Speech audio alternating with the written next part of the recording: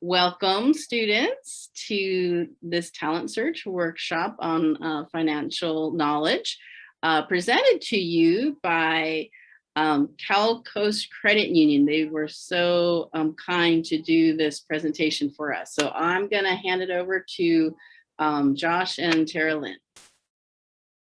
All right. Well, thank you so much. It's great to be here today, everyone. My name is Josh Antis. I am the Financial Education Manager and Community Partnerships Manager as well for California Coast Credit Union. I can't even get my own title right. It's too long.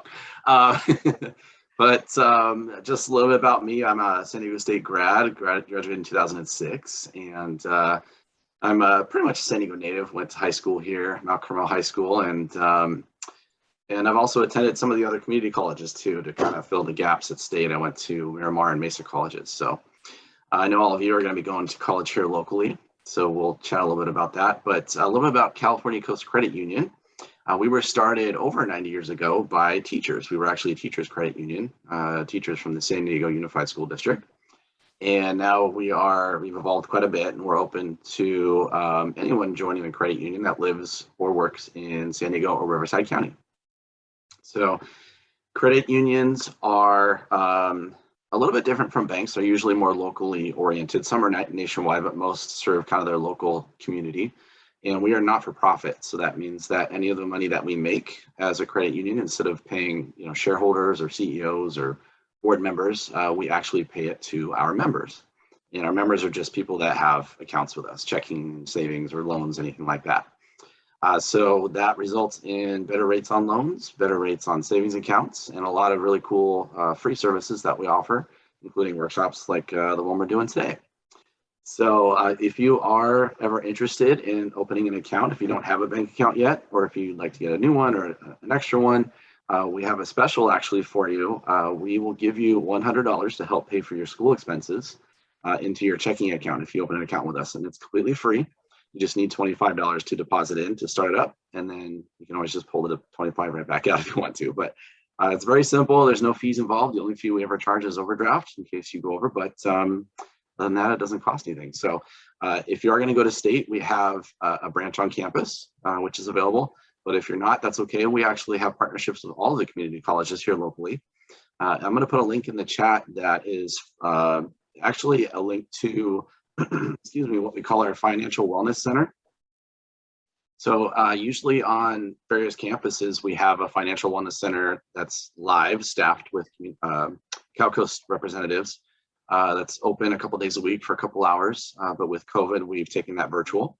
So it is available to all of you. So again, I'll put that link in the chat for you here in a bit, and you can visit that anytime. And there's our staff is there to help you with any questions you might have regarding your budget, your credit score, dealing with debt, paying for college, all that, basically anything financial related, they'll answer questions for you. And again, it's all completely free.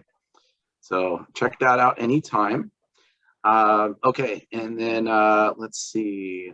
Oh, and then California Coast, we also have 26 branches here locally. So all the way from Otay all the way up to into Riverside County. So again, if you're interested, you can stop by a branch, give us a call, go online. But make sure if you do apply for an account that you mentioned that you were offered the $100 promo, and we'll make sure to get that for you. All right. Josh, can I add something? Sure. Sometimes it is good to have like 2 different accounts at 2 different banks, just because if sometimes it's good to keep things separate. So even if you do have an account, you might want to think about opening another account. Plus you get like $100. So no pressure. It's totally up to you, students. Yeah, why not get that free $100, right? Okay, so today we're going to talk a little bit about managing your money, kind of some basics on budgeting, credit scores, things like that. So to do that, I'm going to turn it over to Taralyn Rose. She is our manager of our financial coaching department. Cal Coast has a department of people that will actually work with you one-on-one. Again, it's a free service when you're a member to help you, again, with any financial questions you have. They can help you build your own personal budget. They can help you boost your credit score. They'll give you all kinds of tips and work with you anytime. You just schedule an appointment and they'll help you out. So Taralyn has been with the credit union, gosh, for how long now? 20 years. 20 years, that's what I thought. Yeah, She's a seasoned vet, but she knows all there is to know, and she's a wealth of knowledge. And she does a lot of these presentations for us. She does a really great job, and she'll take any questions that you have. So as we're going, if you have questions, you can unmute if you like and ask, or you can type it into the chat, and we will answer that for you. All right, so with that, I will go ahead and turn it over to Taralyn. Thank you so much. Yeah, so I like to start off telling you guys, like, all the things we're going to talk about today are things I wish I knew when I was 18, 19, 20 years old. So we're going to go over a lot of information today. For me, I feel like these are the basic building blocks to a really strong financial, fitness education, like this foundation for your future. All these little bits of information we're going to go over today, I feel is really, really beneficial, informational. I think you're going to enjoy it. At the end of it, we are going to give you a copy of the PowerPoint and all of the handouts that I referenced. We're also going to send to you. And if you ever want more, I have a handout of pretty much anything and everything you can think of. I have been doing financial fitness here for 12 years. And I was one of the first clients because I did everything wrong. No one ever taught me any of these basic building blocks. So I'm really excited to share all this with you. So I'm going to go ahead and share my screen with you. Hold on one moment while I pull this up to our PowerPoint, which is talking about money basics. Can you give me 2 thumbs up if you guys can see that on your screen? Just make sure it's working because I'm kind of a newbie to Zoom. Can you guys see that money basics? Beautiful. Okay. So let's see if I can get this working now. There we go. 2 objectives today: money terms, some basic money terms, and also some ideas and tips on how to succeed financially. So we're going to start off with just the basics. We talked about, you have an account open someplace else. That's fantastic. We do recommend both a checking and a savings account.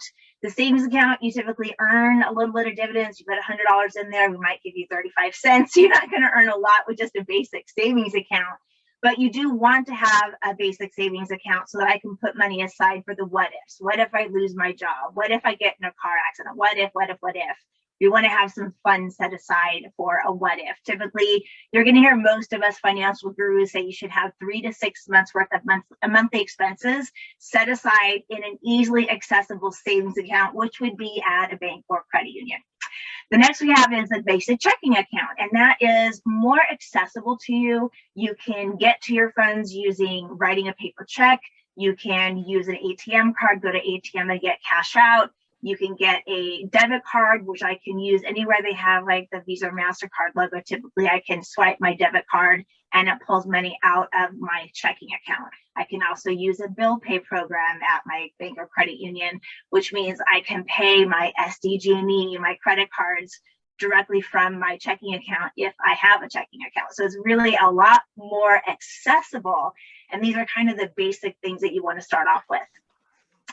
Then I want to talk about the basics of budgeting. Now, I really don't use that word in our financial fitness program because I hear the word budget personally, and it's like, it's telling me all the things I can't do, right? It's like being on a diet where you can't go get donuts, you can't get pizza. I'm sorry, that's a lousy life.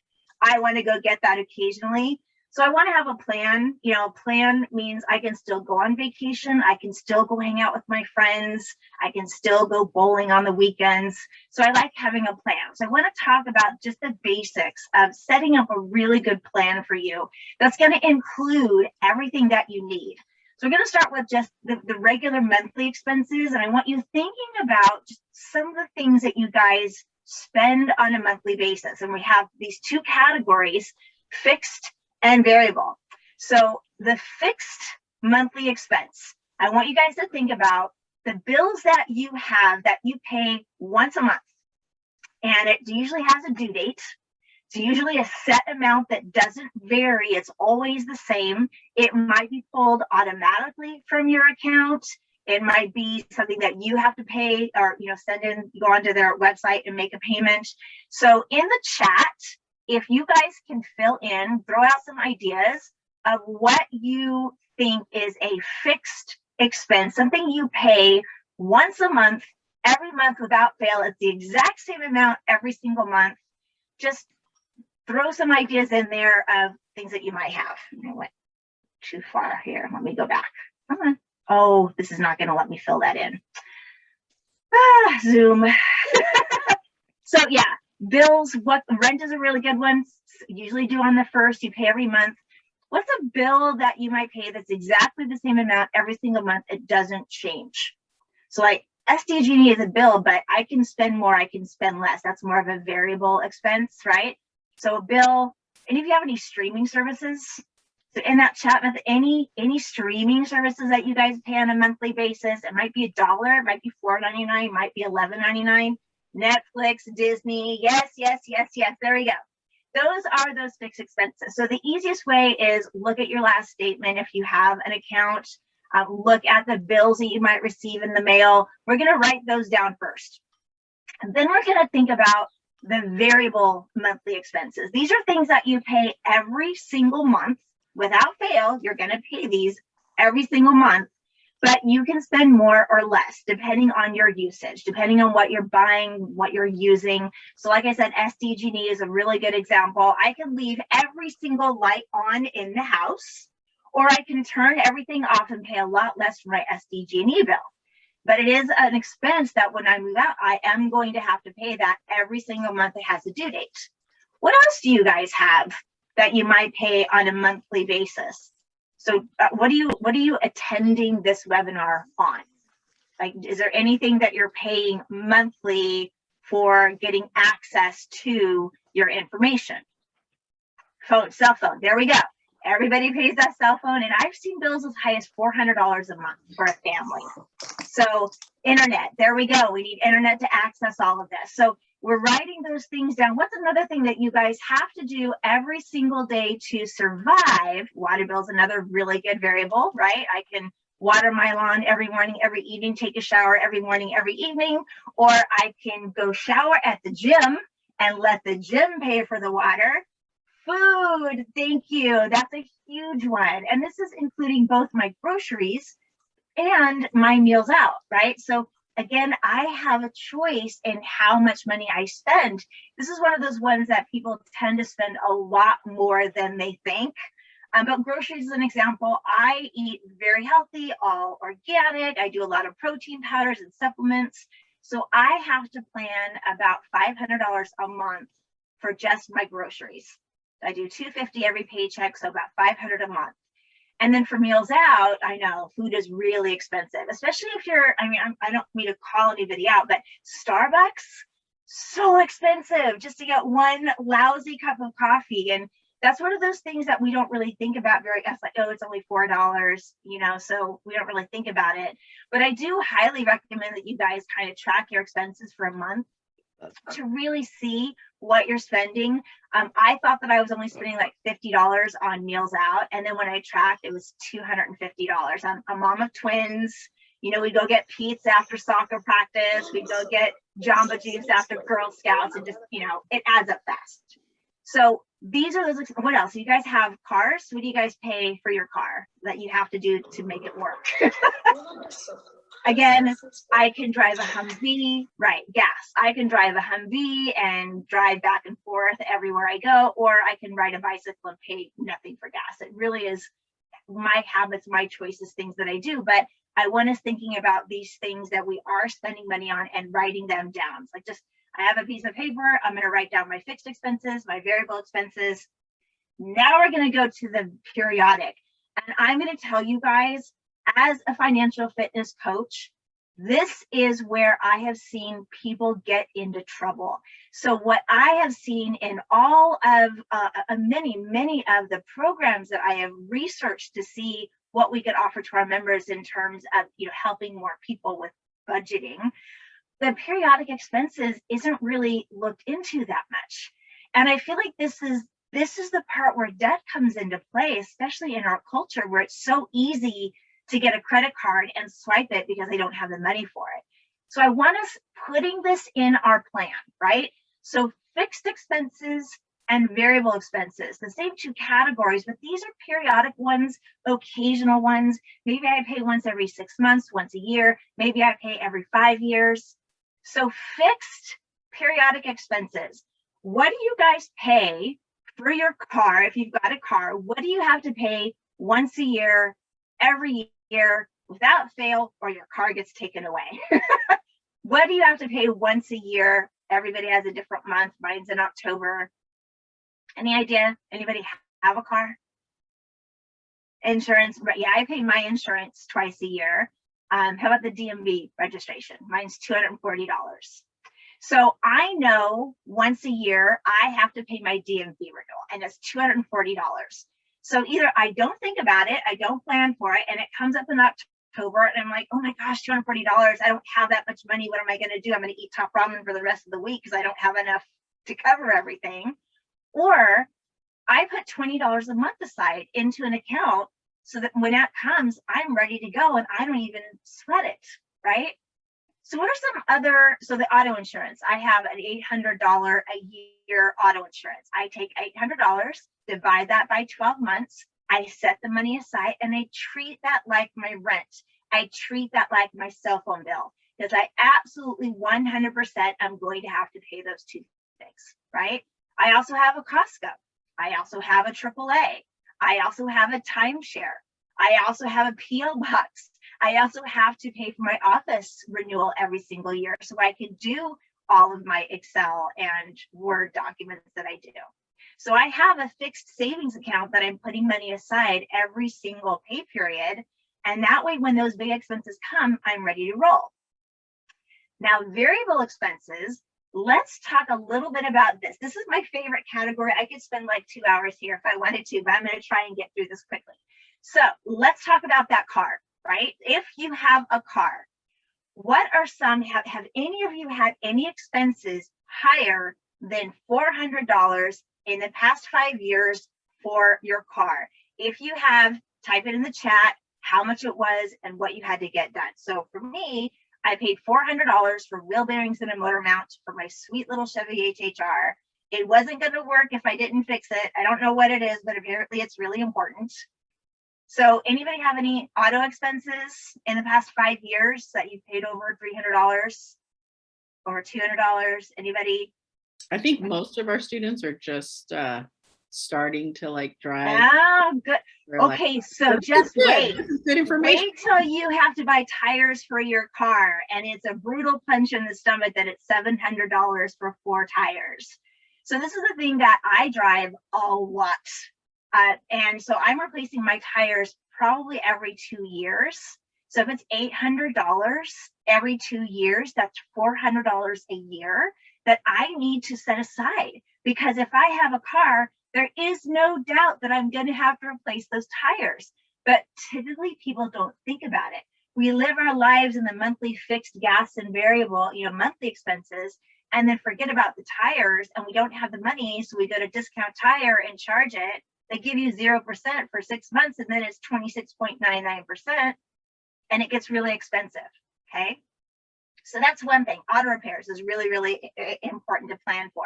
And so I have this example, and I do this for all of my variable expenses. I have to get oil changes. I have to get tires. I have to have that maintenance, the windshield wipers, the brakes, the batteries. So it's about $1,000 a year for every car that you own that you want to set aside money for, because there's nothing on this list that you're not going to do if you have a car. Okay. So $1,000 a year, $85 a month. I get paid every 2 weeks. I have $40 a paycheck going into an auto repair savings so that when that car, those tires come up, I'm ready to go. And it's a part of my life. This is part of my living expenses that I need to plan for. And I want to do the same for all of these other types of individual accounts that we have. So if you want to go on vacation, I went to Vegas for the weekend to play in a volleyball tournament, and I spent about $500 for 4 days. And I'm going to do that again next year. So guess what? I'm going to do $500, set that aside every single pay period, setting some money aside so I can go do that again. Gifts and holidays, a really good example. I'm going to send you guys a gift grid where you put the names of people you buy gifts for across the top, include yourself, and then moms, dads, aunts, uncles, nephews, nieces, best friends, people that you've worked with. And then down the left are all these different experiences. So do you go out for New Year's Eve? Do you have Valentine's Day? Do you buy gifts or cards? Do you buy flowers for Mother's Day? Do you do anything for 4th of July? Do you buy a costume for Halloween and buy candy to give out? So there's all these different gifts and holidays that we spend money on, but they're only once a year, so we don't think about it. So when I filled mine out, it was $4,800 a year because I went psycho at Christmas. And that was one of my biggest changes, was looking at how that affected my bottom line. Home savings. Now, you guys might not be homeowners. You might not even be living in an apartment. But again, what are you talking to me on right now? And do you think that device is going to last forever? Right? And personally, I went through 3 cell phones in 6 months. And if I dropped a ice scoop on one, I dropped one in a puddle of water, and the third one I lost within 6 months. And if I'm in the habit of buying the really expensive one, and that's $3,000 in 6 months, like, I know I'm going to have to replace my cell phone, usually at least once every 2 years.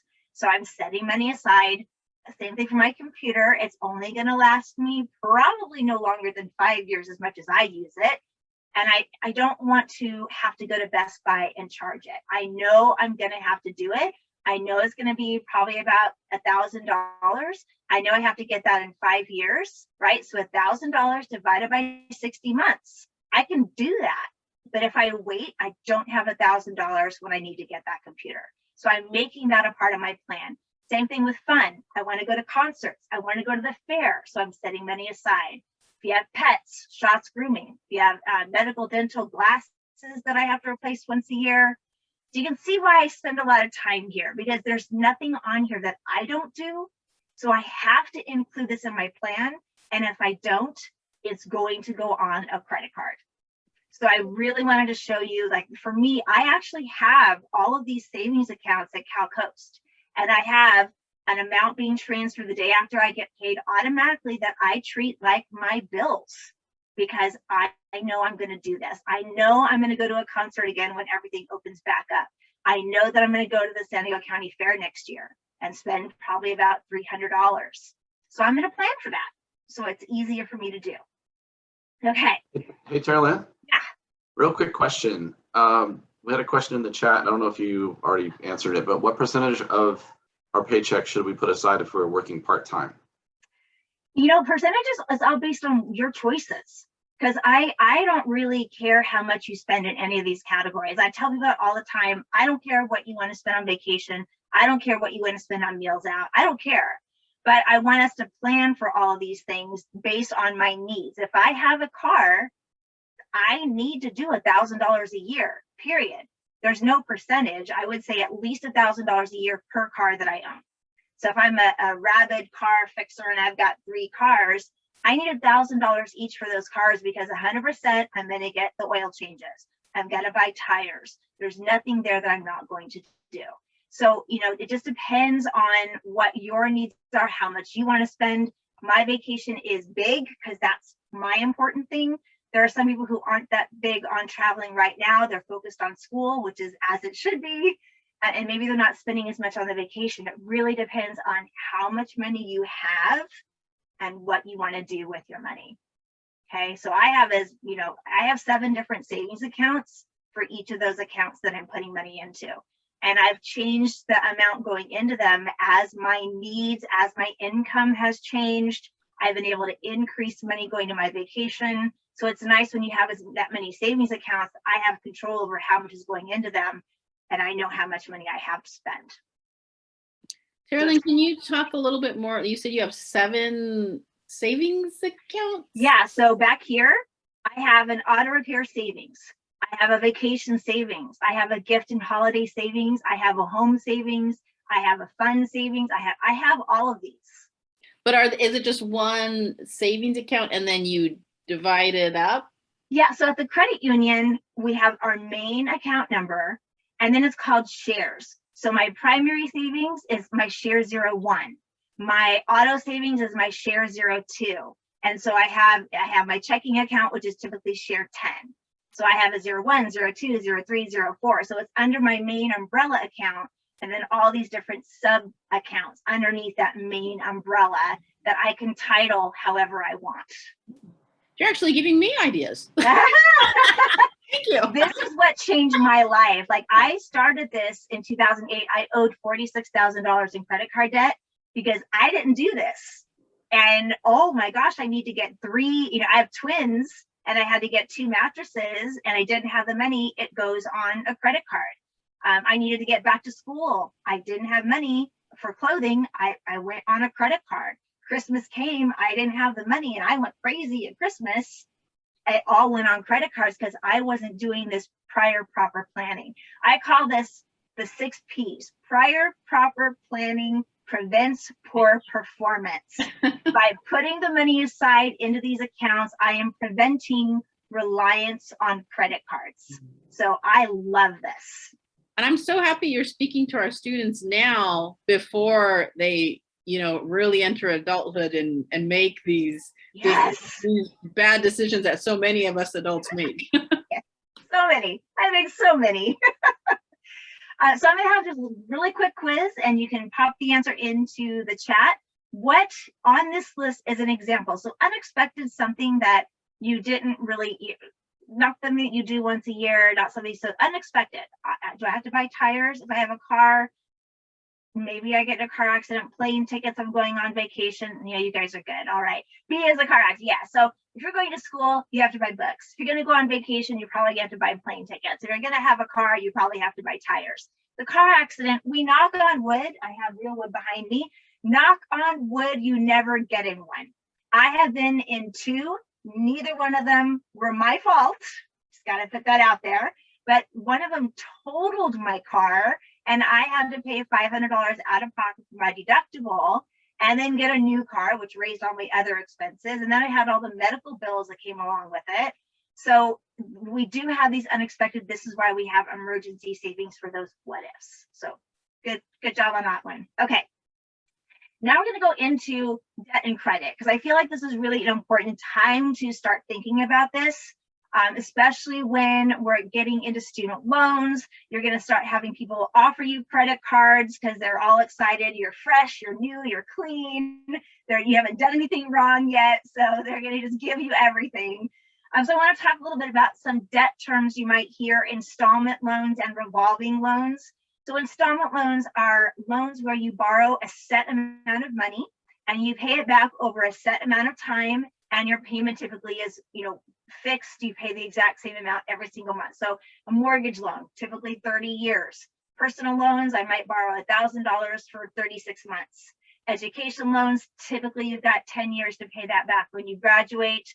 Obviously, there's a lot more variations out there, but those are installment loans, set amount you borrow, you pay it back over a set time. Revolving loans, you might not have a lot of those yet, but banks and credit unions are going to give you a revolving credit card that I can use and pay off and use it again. So those are a little riskier for us as a lender. An installment loan, once it's done, right? Where the revolving loan, you can have it for the rest of your life. So if I give you a $5,000 credit card and you borrow $5,000, you can pay it off and then use it all over again for the rest of your life. So I have to make sure as a lender that you're going to be able to afford that.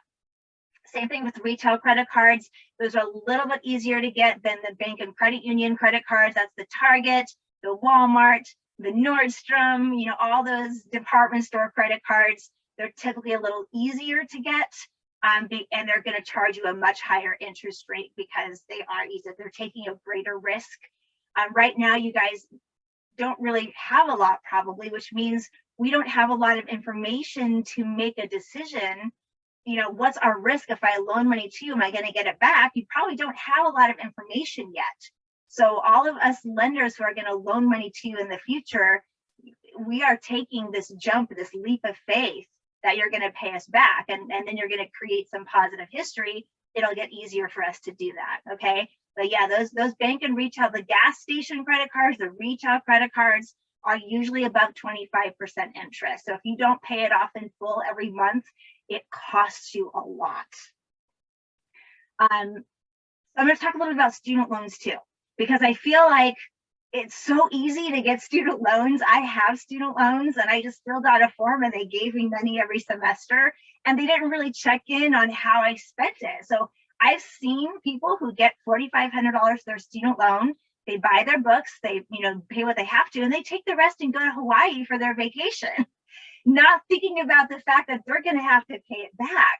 So we have these student loan terms. Disbursement date is the date the funds are given to you.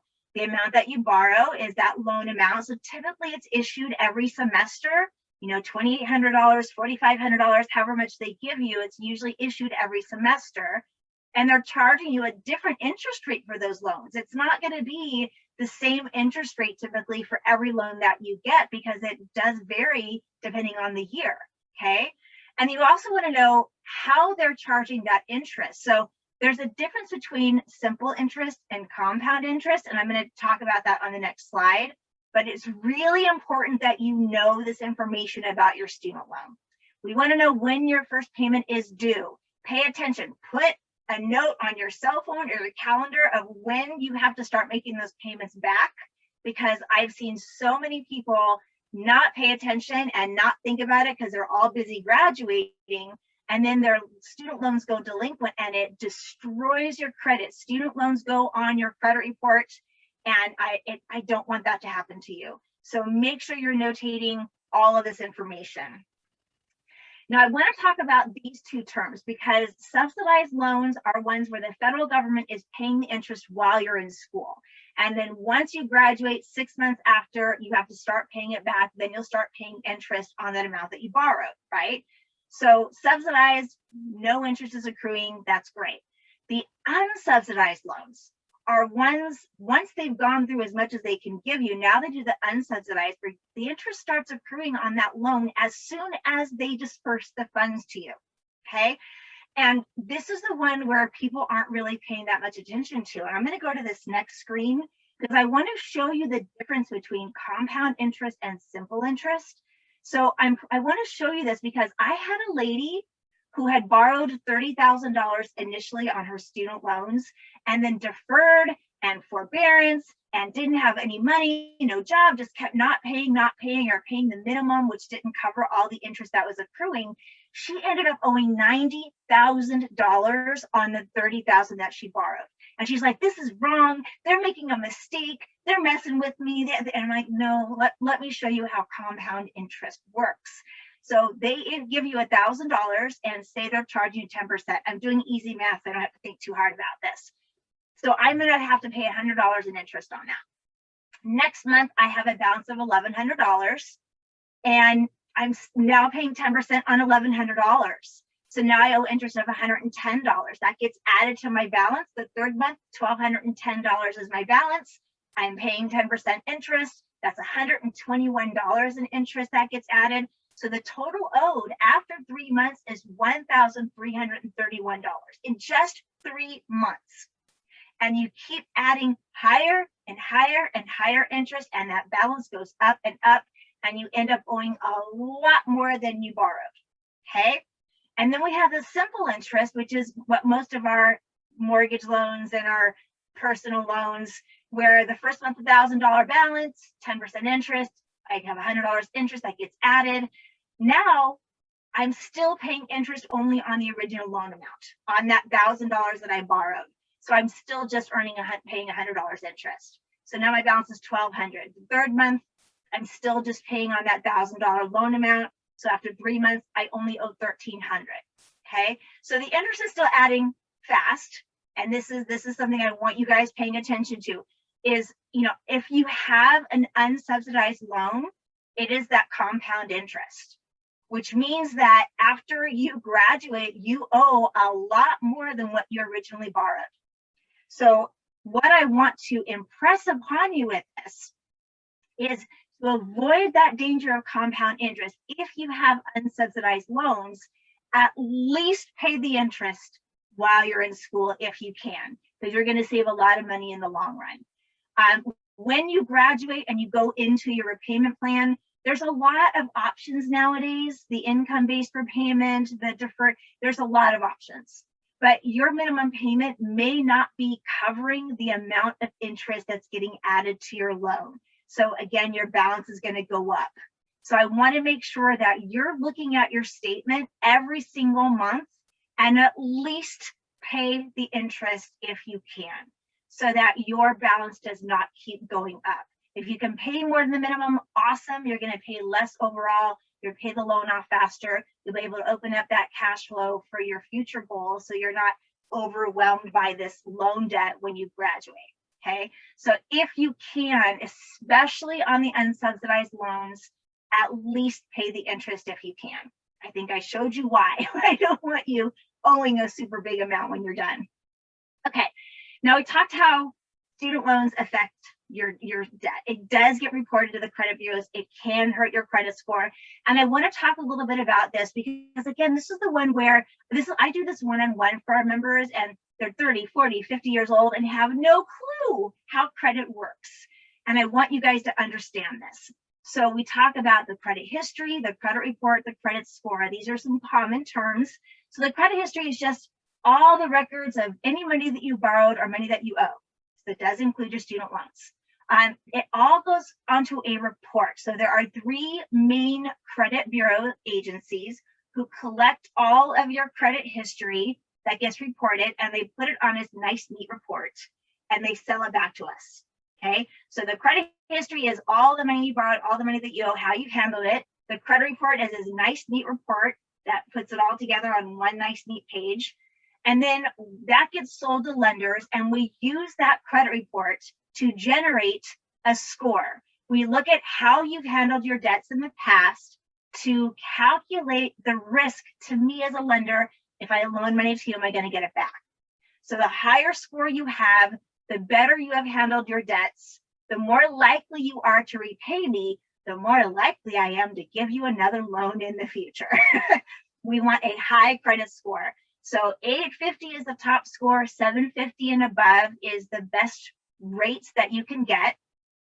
And again, I've got 3 different credit reports I need to look at, and my goal is to get all 3 of them at such a place where they all are generating higher than 750 credit scores. So we're going to talk. So this is a great question, I think, and this is the ones that the 60-year-olds don't know either. What is the most important factor in a credit score? Let's see if you guys have any knowledge of the credit stuff that's going on out there. So out of a variety of debts, the number of requests, my length of credit history, my total balances, or my payment history. What is the most important factor to me as a lender in terms of your credit score? What do you think is the best? What do you think is the most important to me as a lender? Nice job. If you don't know, go to the chat. E. It is E, payment history. Because if I loan it to you, I want it back. So payment history, if you're making your payments on time, that really is what I care about most. This is kind of a trick question because all of these are factors that go into your credit score. So that is my next slide that I want to talk about, is the breakdown of what impacts a credit score. Because again, this is what I feel people don't know. I'm not going to go into huge detail, but payment history is 35% of my score. Do I make my payment on time? Yes or no? You're not getting more points for a bigger payment. You're not getting more points for making more than the minimum. You're not getting more points for making 5 payments in 1 month. It's just, did I make that payment based on the contract that I signed? So if I have a credit card, my minimum payment is the balance, or $25, whichever is greater. I can charge $1, pay it off. That's going to impact my credit score. A payment gets reported and it's going to build my credit score. Okay. If I've got 3 credit cards and I'm paying once a month and paying it off in full, 3 payments being reported, that's good. So that's all you got to do is make your minimum payment for this part of it. The second part of it is how much that you owe, those balances. So this is the part where I hear people say all the time that people told them they should have balances on their credit cards. Biggest lie. That is the biggest lie out there. Because if you have any balance on a credit card at all, what that tells me as a lender is that you charged more than you could afford. You are not able to pay that off when you got paid. So you're living beyond your income. And I've only seen that go one way, right? You keep adding to the balances, people file bankruptcy. So we don't want to see balances. However, I do want to see payment history. So if I have a credit card, I want to use it and pay it off immediately so that I have a payment reported, 35% of my score, but I have a 0 balance on that credit card. That's impacting 65% of my score. the loans that you get for student loans are balances that impact you here too. So overall, if I've got 10 student loans and 10 credit cards that all have balances and a car loan and a mortgage loan and a personal loan, all of us lenders are going to be like, whoa, hold on, wait, step back. You need to pay some of this off before we're going to give you anything else. And that's going to impact you in the 30% category. So that's where paying those student loans down while you can, or not using all of it. You do not have to use the full amount they give you. If they give you $4,500 and you only need $2,000 of it, send the rest back so that I don't have to owe as much when I graduate, because that is going to impact my score. Okay, so 30% based on balances, 15% how long I've had credit. You're fresh, you're new, you're a clean slate. The longer you have, I've had a credit card for 25 years with JCPenney. We only keep 10 years worth of information on your credit report. So if I close that JCPenney credit card, 10 years, it falls off my report, I've lost 35 years worth of history. So the trick in this category is we do eventually want you to get a credit card. I'm sure everybody's yelling at me right now because having a credit card is really important to building a good credit score, because it gives you that balance to limit availability. I can use it and pay it off every single month to create positive payment history, and I can have that credit card for the next 80 years, right? I can build that length of credit history, which is 15% of my score. So personally, yes, you have to have a credit card, but please, please, please, please don't carry balances. Pay it off in full every single month. 10% of my score is based on new credit and every time I apply. So every time you apply for a loan, a credit card, a car loan, we pull that report to look at it, and that report keeps a record of that request. It's going to cost your score 3 to 5 points every time you apply. People don't know that. And if I have more than 3 in a short period of time, it's going to hurt my score even more, because that's a red flag for me as a lender. Why are you out there applying for 10 credit cards? You know, maybe you got approved. That's a lot of new credit cards. I don't want to give you anything else. Or maybe you got denied and maybe you just haven't been at your job long enough. Maybe you have too much excessive debt going out to student loans. So there's a lot of other things that we look at. And then the last 10% is variety. So if all I have is a credit card and my minimum payment is $25, how do I know you can afford a $15,000 car loan if you have no payment history? And vice versa.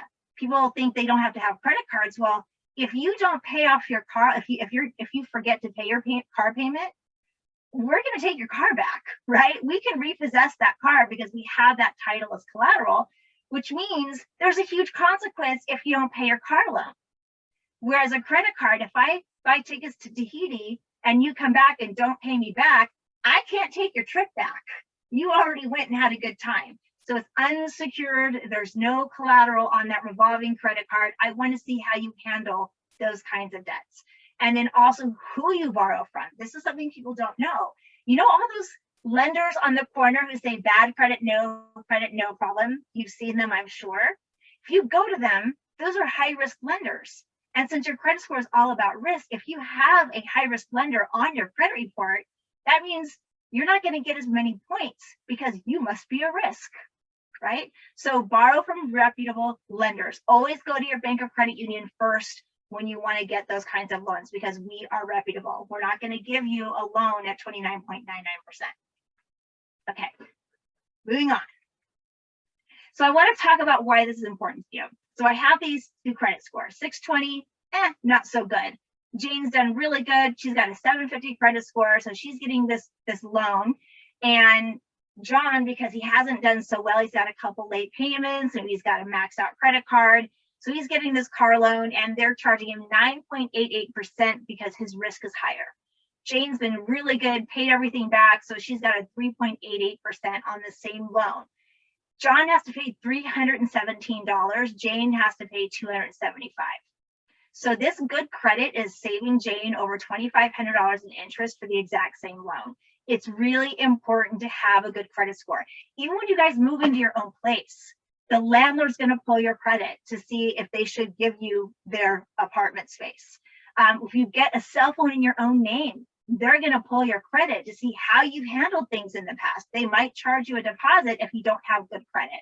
If you want to go into a job that handles money, they're going to pull your credit, because if I owe $50,000 to somebody and I'm delinquent, and you come into a job where you're handling $10,000 in cash, you might steal it. Not that you would, I'm just saying that's kind of what they look at. So if you're going into law enforcement, they're going to pull your credit to look at that risk. Your credit's going to impact a lot. So know what impacts your score and make sure you start off on a good foot. Free copies. If you have never looked at your credit report, I want you to sign up for these: Credit Karma and Experian. So 3 main credit bureaus are Equifax, TransUnion, and Experian. You can look at your own report 20 times a day. It doesn't impact your score. So I want you to sign up for these: Credit Karma and Experian, so you know what's on your reports. If you're not able to get into it because you have no credit, you can send off for a free one at annualcreditreport.com. I want you, even if you have no credit, see if you can apply for it, because there are many times that Social Security numbers are stolen from infants, and people are having negative stuff on their credit report and they don't know about it until they go to apply for that first loan. So make sure you at least look at it. These are all free. Okay, so I want you to know this information. Getting credit, right? So you're fresh, you're new, you haven't ever applied for anything before, you're not sure what we look at. These are the 5 things that lenders are going to look at when we make a determination about giving you money, giving you that credit card, giving you that car loan. We're looking at your credit, which is that credit report, the score, what's that risk level. We're looking at, can you afford it? That's a capacity. So if I make $1,000 a month and I'm paying $800 in rent, that gives me $200 to buy food, buy gas. I'm not going to give you a credit card because you don't have anything left to live on, right? So how much of your money is going out towards paying your debts and living expenses? We typically look at rent and then your bills, like your student loans. And typically less than 45% of your income should be going out towards paying bills, okay?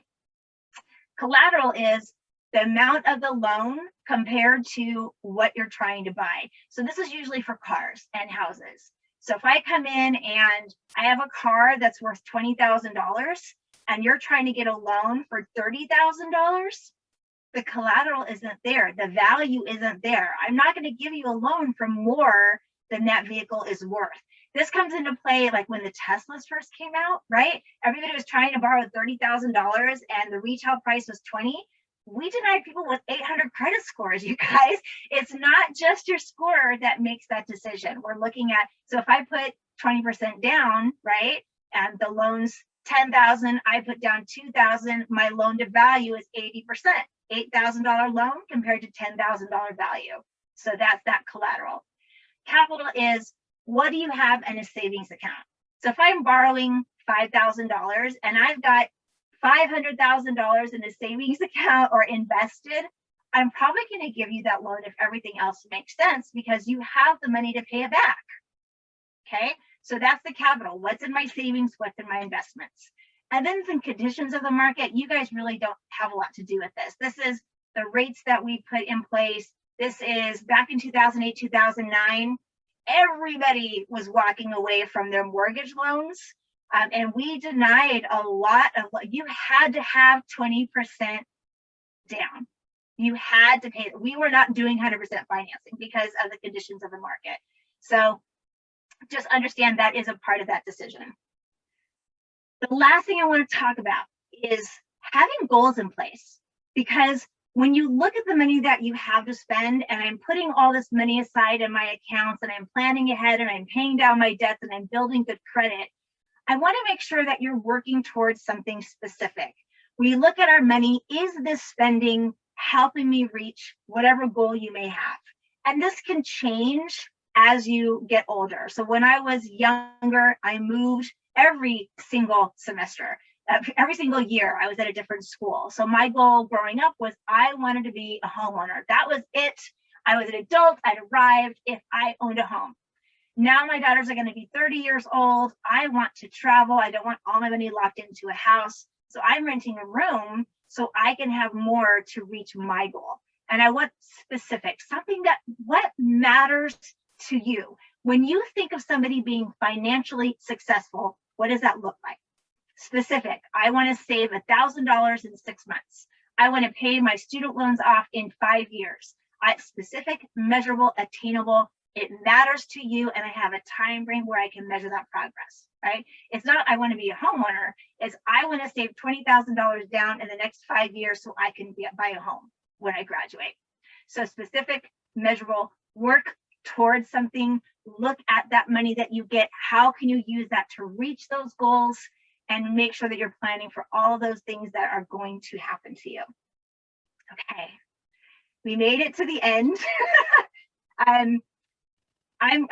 When you get this handout, you are going to have this. This is a really cool tool that we have, calcocu.enrich.org. Tons of information on student loans, on budgeting, on credit, calculators. It's a really great resource. You can, fill in your money personality and get all kinds of great information that can help you with all of this. And then you also have my phone number and Devin, who's our other financial fitness coach. This is a free service that we offer. I can help you build your credit. I can help you set up a plan with the money that you have. I can help you set up a plan with your disbursements so that we're making it work for you as hard as we can. So please feel free, write this information down, put my number on your speed dial. Let us be your partner in your future so that we can help you succeed. That is what we're here for. We are here to help our members in any way that we can. So I love my job. I love what we do. So any questions? Yes, I have a question. Yes. So when you said about saving accounts, so you open one main saving accounts, and within that savings account, you have different categories? No, so at CalCoast Credit Union, I have my primary savings and I have my checking. So those are the two main accounts that we recommend you start off with. And then I can open up what's called special savings. So it's my main account number 1, 2, 3, 4, 5, 6. And then my primary savings is share 01. My checking is share 10. And then I open a share 02, share 03, share 04 that are all underneath that main account number. And I have all these individual savings accounts underneath that main account number. So when I sign in, I'm going to see this list of all of my savings accounts and my checking, any loans I may have. It's all on one screen, but I have these individual buckets. We call them buckets. I set aside money into these different savings buckets for that specific purpose. Taralyn, does it cost anything to do that? We typically ask that you put like $25 to open it, but there's no fee. There's no minimum requirement that you have to keep in there. So I can drop it down to $5, $25 to open it. And then usually you can, you have access to the funds right away. As long as there's $1 in there, they won't close it. And there's no fee. That's my favorite. That is my favorite way. That is the only way that I am able to stay out of debt, is because I'm putting money aside for all of those things that I know I'm going to do. I know I'm going to do those. I know I play volleyball. I know one pair of shoes is $150. I have to do it every year. I have a clothing savings. I'm putting money aside to replace my shoes, my socks, my underwear, my jeans. I got to do that stuff. So There's some questions in the chat. what about monthly maintenance fees? We don't charge any. I think there's a checking account where you can get access and they help you if you have ID theft or something like that. But you just need a basic checking. By signing up for Credit Karma and Experian, you're going to have access to your checking account. And if you need help with ID theft, again, we're here for you. So especially just starting off, if you haven't had ID theft, had no fraud, just do the basic checking account. There's no fees. We have free bill pay, free statements, we're really awesome. I know it's 20 years and I know we're tuning our own horn, but I love our credit union. I love how much we care about our community and our schools. And I'm just really lucky to do this. And then Megan's asking, what do we say to receive the $100? Joshua?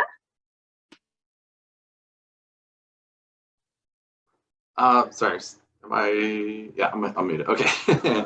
Yeah, so for the It's a promotion that we offer. We don't offer it to the general public all the time. We offer it to only our partners in the community when we do like special events and webinars, things like this. So you can just mention that you heard about the $100 new member promotion and you'd like to receive that, and they'll take care of that for you.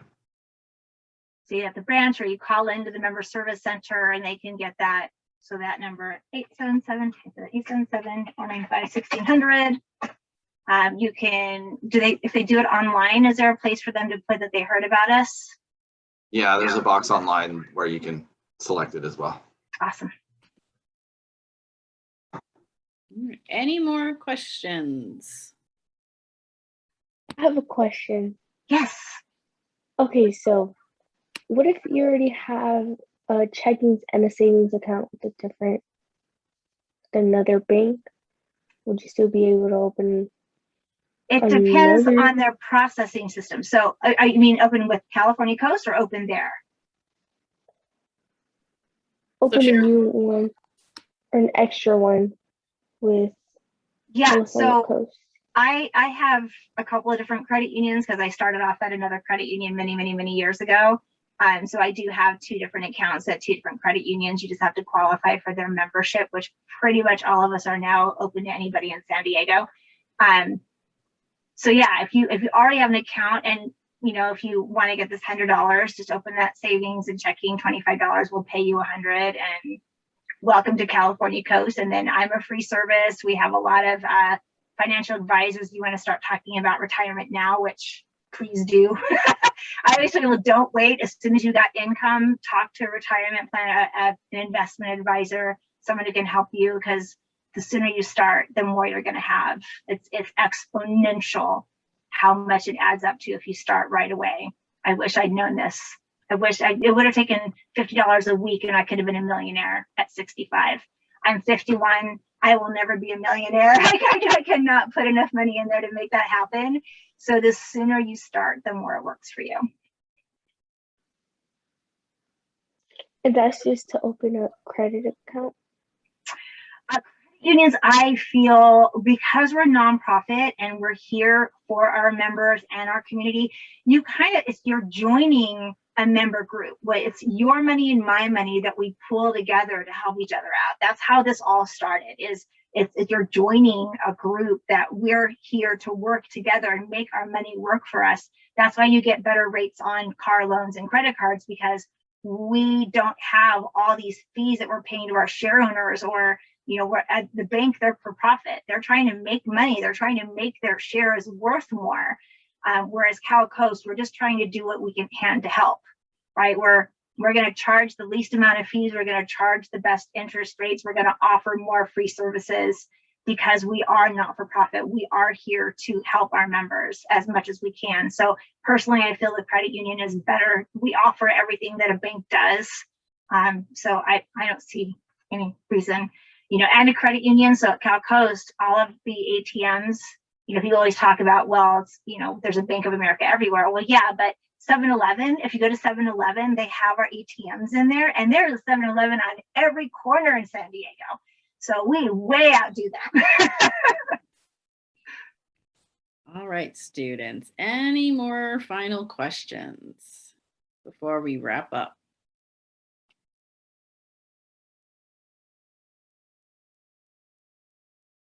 Awesome. All right. Well, thank you so much, California Coast Credit Union and Taralyn especially, for taking the time to speak to our students. We really appreciate it. And students, you are all awesome for attending. Thank you. You're like 10 steps ahead of everybody else. 100%.